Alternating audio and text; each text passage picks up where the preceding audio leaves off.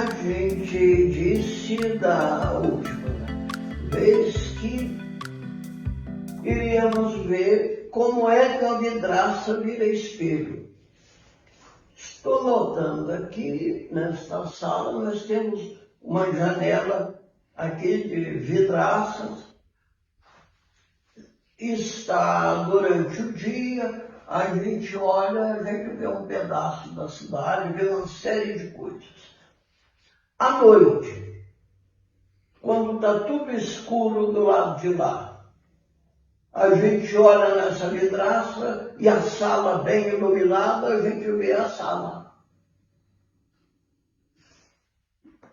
De repente, a vidraça vira espelho. Se você olhar como vidraça, você não encontra explicação. Então você tem que ver como espelho. Espelho para a realidade daquele tempo e por aí também espelho para hoje. Para a gente olhar a vida nossa, não o que está do lado de lá da vidraça. A gente pode dar uma olhada nisso na história das bodas de Caná. A gente pede até para o ouvinte que está nos acompanhando prestar atenção, tentar descobrir, digamos assim, os absurdos que existem em toda a história. Como histórico, não há nada que tenha uma explicação razoável. Como história acontecida. A explicação só pode ser do espelho. Espelho para a nossa vida, espelho para iluminar a vida das primeiras comunidades, como para iluminar a nossa vida. É o caso do episódio das bodas de Caná. A Maria dos Reis que já levantou essa questão, contando aquela história do homem embriagado, que dizendo que a Bíblia, nessa leitura fundamentalista, Jesus arrumou mais 2 litros de vinho para cada um dos 300 pessoas que estavam nessa festa.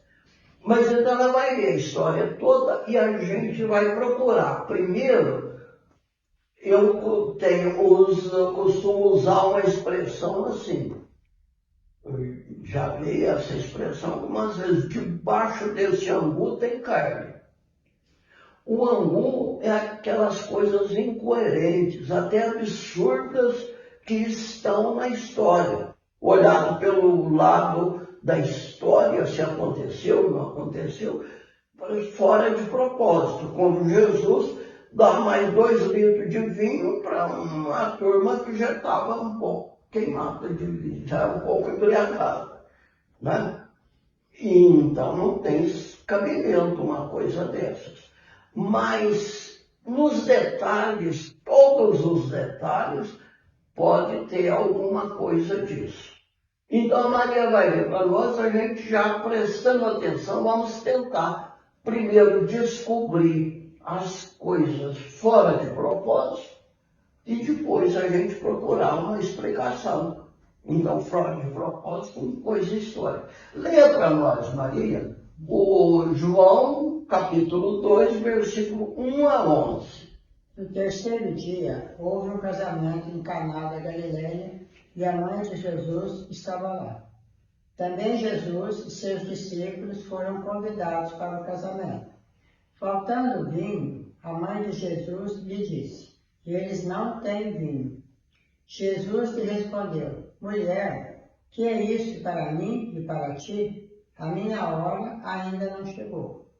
Sua mãe disse aos que estavam servindo: fazei tudo o que ele vos disser. Estavam ali 6 talhas de pedra, de quase 100 litros cada, destinadas a purificações rituais dos judeus. Jesus disse aos que estavam servindo: enchei as talhas de água. e eles a encheram até a borda. Então Jesus disse: agora tirai e levai ao encarregado da festa. E eles levaram. O encarregado da festa provou a água mudada em vinho, e sem saber de onde viesse, embora os serventes que tiraram a água o soubessem, então chamou o noivo e disse-lhe: todo mundo serve primeiro o vinho bom, e quando os convidados já estão beberam bastante, ele serve o menos bom. Tu guardaste o melhor vinho até agora. Este foi um dos sinais. Jesus o realizou em Caná da Galileia, manifestou sua glória e seus discípulos creram nele. Muito bem. Ô Ana, o que você viu aí de incoerência, de coisa meio absurda ou sem propósito?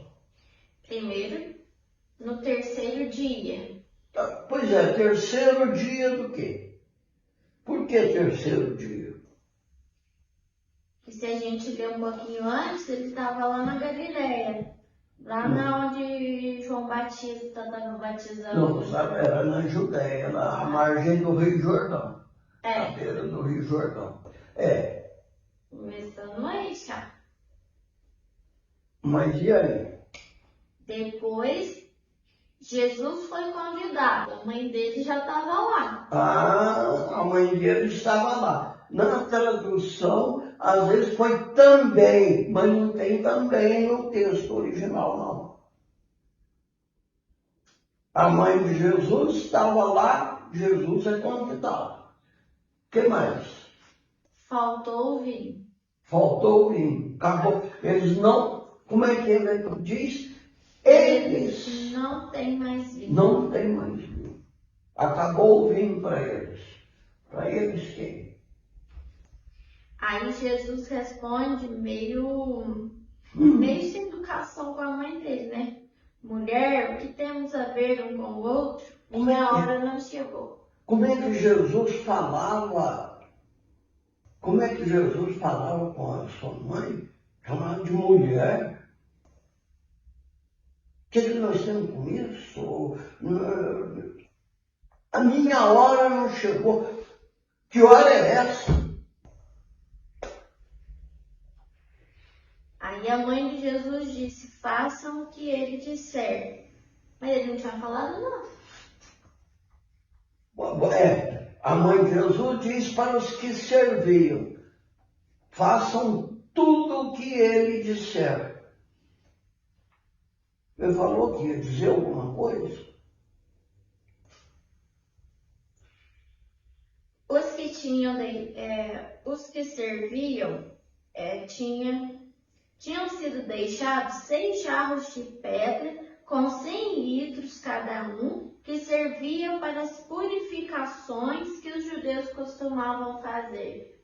Então, aí Jesus disse aos que serviam: peraí, mas vamos ver aí esses 6 talhas de pedra, jarros de pedra, cabendo cerca de 100 litros cada um. 6. Como é que faz? Que preço que era isso? O que estava fazendo vazio numa casa? Se fosse pelo menos reserva de água, ainda estava bem, mas estava lá vazio, que depois Jesus manda encher. O que estava fazendo numa casa particular, numa festa de casamento? E essa da purificação dos judeus. E da purificação do culto deles, de passar a água, né, para entrar no templo, para passar a mão uma água na mão para poder isso, poder aquilo, ou outras coisas que tinha que passar uma água numa vasilha, numa coisa. Quer dizer, mas isso devia estar na sinagoga, no templo. Eles encheram até a borda. Aí Jesus disse: tirem e levem ao chefe da cerimônia. O que tem esse negócio de encher as talhas de água? Lá será que era fácil? De uma hora para outra, 600 litros de água, mesmo de água lá, é complicado. Lá é muito seco. O que mais? Eles levaram para o chefe da cerimônia, que provou o vinho transformado sem saber de onde vinha. Os serventes sabiam, pois foram eles que tiraram a água. E aí chamou o noivo. Pois é. Você achou, olha, o encarregado de organizar a festa, né? Ele vai chama o noivo, não vai montar o noivo, não, manda chamar o noivo, como se ele fosse mais importante que o noivo. Mas numa festa, alguém, cadê a noiva? Até agora não apareceu. Isso eu ia por falar, que a noiva não apareceu. A noiva não aparece. Ou aparece, vamos ver. Qualquer um serve primeiro o vinho bom, e quando os convidados já estão embriagados, aí serve o menos bom. Você, porém, guardou o vinho bom até agora. Ué, foi ele que guardou o vinho bom? O noivo, foi o noivo que transformou a água em Ele vinho? nem sabia que tinha esse vinho. Foi o noivo. E o que mais? Não, Aí depois foi o princípio dos sinais. princípio dos sinais. Não foi o primeiro milagre, não. O princípio dos sinais. Bom, então vamos ver isso agora. Terceiro dia. Olha, vocês poderiam ver aí, será que o livro do Êxodo, capítulo 19, Êxodo 19, versículo 14, 15, se não me engano, ou 15, 16. Moisés desceu da montanha até o lugar onde estava o povo. Santificou. Não. Então Depois disse: fiquem preparados para o terceiro dia e não tenham relações com mulher. No terceiro dia pela manhã, houve o som de trovões e relâmpagos. Uma nuvem carregada desceu do céu sobre a montanha. O que vai acontecer aí? Enquanto uma voz do meio soava. E aí o que vai acontecer? É a aliança do Sinai. É a aliança do Sinai, o fundamento do primeiro testamento. No terceiro dia. No terceiro dia, aí Javé vem na montanha e tal, e entrega a Moisés as tábuas da aliança. Né? No terceiro dia. Isso já vai nos guiar. A mãe de Jesus estava lá. Quer dizer, é essa aliança do Sinai, este povo da aliança, que Jesus é fruto desse povo. Ele é nascido desse povo. E aí, então, a mãe de Jesus, digamos assim, é a melhor parte da primeira aliança. O grupo mais fiel da primeira aliança, da aliança do Sinai, que vivia corretamente, mas que era comandado por outros. Eles não têm vindo. O que acabou dessa aliança do Sinai? Nós podemos ver na mesma linha da aliança do Sinai aquelas jarras de pedra. Por que de pedra? Porque a lei foi escrita na pedra. A lei foi escrita na pedra, colocada na pedra. A primeira aliança é escrita em tábuas de pedra. Então, 6 das purificações virou aquele ritual. Virou aquele ritual, aquele ritualismo, como às vezes acaba acontecendo entre nós também. há pouco me ocorreu uma comparação um pouco estranha, mas é muito ritualismo, fica parecendo isso. E reparando nos gatos que tem na minha vizinhança, aí eu observei uma coisa. O gato, quando vai fazer as suas necessidades, ele vai com as patinhas, faz um buraquinho no chão, faz ali as necessidades, depois procura enterrar aquilo, juntando de terra. Agora, quando ele faz num piso cimentado ou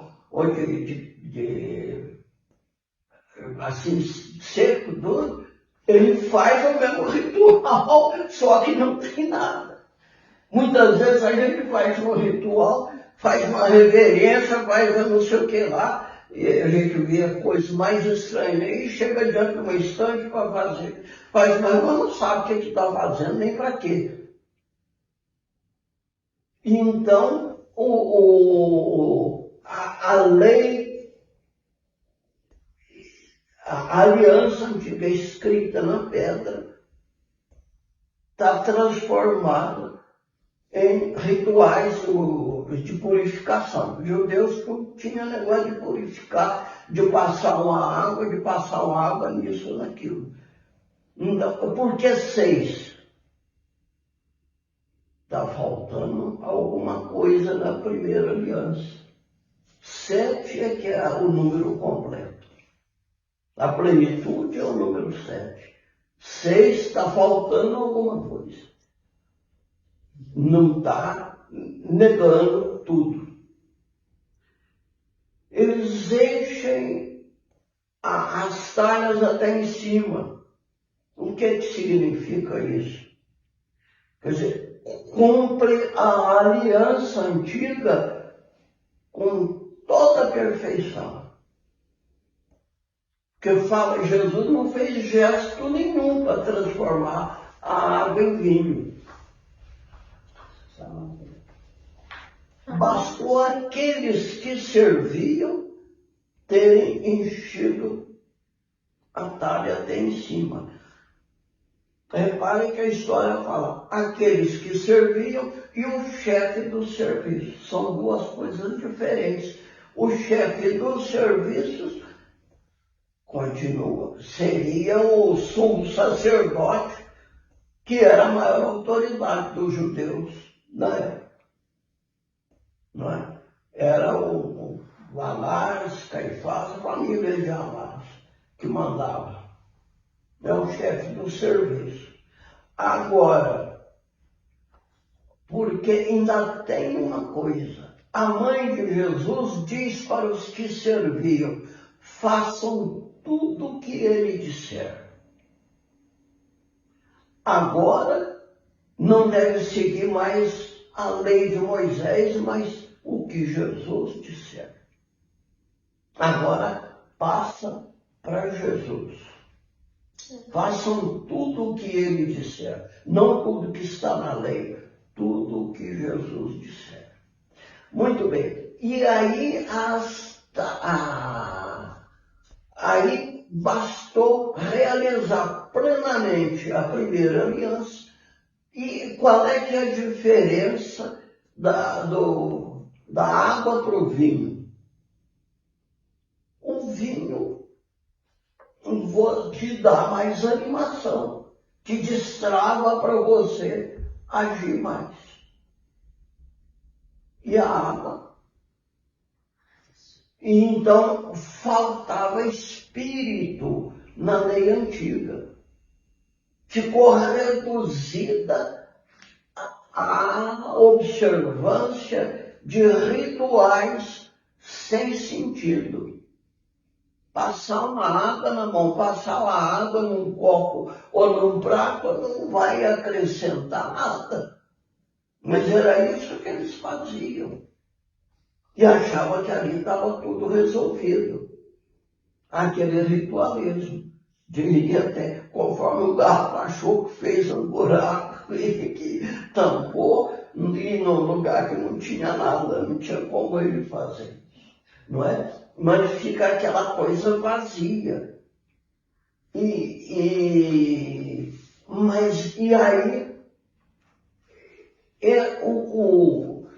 o chefe do serviço queixar-se do noivo, também tem sentido. O noivo acaba sendo Jesus, que deixou para a última hora aquilo. Foi o princípio e a hora de Jesus. O que nós temos? Minha hora não chegou. Qual é que é a hora de Jesus? Qual é que é a hora de Jesus? Que ideia você tem, Maria? Qual é que é a hora de Jesus? Seria depois da ressurreição? Qual? A ressurreição depois? Não. Qual é que é a hora? É a morte de Jesus. É a morte de Jesus. É a cruz e a ressurreição. A minha hora ainda não chegou. Tanto que na hora, e depois termina dizendo, os discípulos creram nele. Na hora de Jesus, na cruz, está lá a mãe dele e o discípulo. Mas aí quando ela diz que não tem vinho, ela estava dizendo no sentido da bebida ou no sentido de uma outra carência? Não, sentido, a lei antiga ficou aquele ritual vazio, sem amor, sem entusiasmo, sem vontade de praticar, sem vontade de seguir. Servir uns aos outros. É vazio de sentido. Só caiu no ritualismo vazio, sem sentido, feito em cima do cimento, aí faz de conta que não é? Então fica no ritualismo vazio, que a gente corre o risco de cair nesse ritualismo vazio também. Mas aí a vidraça que vira espelho. Não, essa história não é para a gente olhar como se fosse uma vidraça, como se fosse do lado de lá. Que inclusive não tem como acontecer uma coisa dessa. Aí basta o eixo da história, né, que é, de repente, uma quantidade enorme de vinho para uma turminha pequena de gente. Mas isso aí, Jesus vai fazer isso? Não tem cabimento, como tudo mais. Aí, se a gente prestar atenção, como nós tentamos fazer, não tem cabimento, como história. Mas aí, como a gente procurando o simbolismo de tudo, o que falta para nós é o vinho, é esse entusiasmo, essa vontade de pôr em prática a palavra de Jesus no Evangelho. O que a mãe de Jesus falou para aqueles que serviam, façam tudo o que ele disser. De seguir Jesus realmente, que seria o fundamental. Ficar repetindo o ritual não significa nada, não é? E aí não é uma janela para você ver o passado, mas aquilo tem que se tornar um espelho para hoje, um espelho para aquele tempo e para hoje, principalmente para a virada do Antigo para o Novo Testamento. Não é? E eu creio que deu talvez para a gente ter uma noção do que a gente deve fazer e procurar, então, não explicar. Eu já vi na própria tradução uma coisinha ou outra aí que procurando tentar justificar o histórico. Por que a mãe de Jesus estava lá e Jesus é convidado? A mãe de Jesus, e de um lado a mãe de Jesus significa a parte boa da primeira aliança, aqueles que ainda eram fiéis. Os que mandavam já não. Como ela diz, eles não têm mais vindo. Eles não têm. Acabou o entusiasmo, acabou a coragem, a força, o amor que punham naquilo que faziam. E tem outros evangelhos também, pensando na mãe de Jesus. Quando diz a mãe de Jesus na Bíblia, muitas vezes é a comunidade, a criança. Exato. E Maria é a mãe de Jesus, mãe dele. No Evangelho, aí a Ana está despertando a gente para uma coisa. No Evangelho de Lucas, ele fala Maria. Aí não tem outro significado. No Evangelho de João, a mãe de Jesus, aqui nesse episódio, nessa história aí das bodas de Caná, como na cruz, vamos dizer, é a origem de Jesus e a origem do cristianismo, principalmente. Quem começou a se reunir como discípulo de Jesus? Os primeiros discípulos. A primeira comunidade cristã era feita de que tipo de gente? De judeus, né? Aí o pessoal mais simples, claro. Aí não há dúvida que aqueles pobres que ficavam pedindo esmola na porta do templo, eles foram os primeiros a formar a primeira comunidade. E aí daí também, lá nos Atos dos Apóstolos, aquela história de pôr em comum tudo que tinha, porque muitos deles eram realmente mendigos. Então, para não ter mendigo entre nós, então, né? Mas essa primeira comunidade é de judeus. Então, é a mãe de Jesus. Não é? É a mãe de Jesus. E o Jesus e os discípulos os discípulos outros que vieram depois, como no Evangelho de João é muito claro, os samaritanos e os gentios, os não-judeus. Então, esses discípulos entenderam Jesus melhor até do que os judeus. Mas aí no momento crucial da cruz mesmo de Jesus, na hora de Jesus, ele diz para sua mãe, é seu filho, e para o discípulo que representa esses samaritanos e gentios que vieram depois, já entenderam Jesus até melhor do que os judeus, é a sua mãe. Então, que os dois grupos se entendam. Não é? O que você está vendo aí, mãe? Eu estou vendo o 12, né? Porque aí antes a mãe já estava lá. E aqui no versículo 12, depois disso, Jesus desceu para Cafarnaum com sua mãe, seus irmãos e seus discípulos, e lá permaneceram. Antes a mãe estava primeiro, agora aqui a mãe está mais junto. Sim, aí Jesus em companhia do grupo judeu, que foi a origem da primeira comunidade cristã, vamos dizer assim, o primeiro grupo de cristãos, o início da igreja. Então, Jesus ainda estava ligado a eles, né?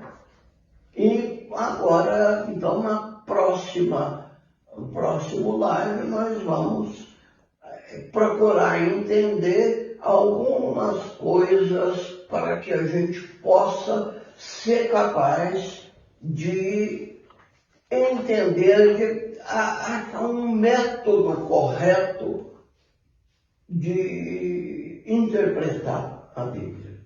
Mas é preciso ser capaz de dizer que tem coisas que não têm explicação histórica, e essas que não têm explicação histórica é que fazem a gente procurar um simbolismo para elas. Deus.